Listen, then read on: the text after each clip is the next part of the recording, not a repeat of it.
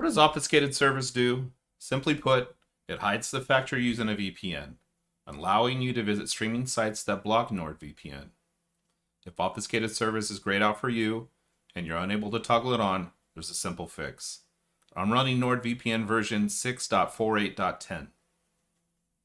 To fix, open up NordVPN, go to the cog or settings icon in the lower left.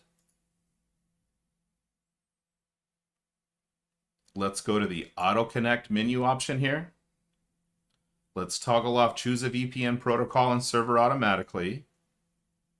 We'll now see a drop down. So in the VPN protocol,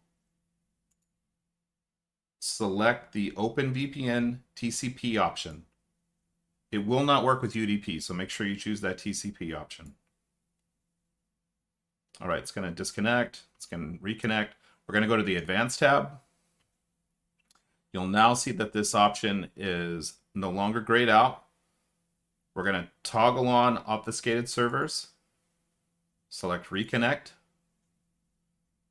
And we're done. So if we go back to the main page here, you'll see that obfuscated servers is now an option. Hope that helps.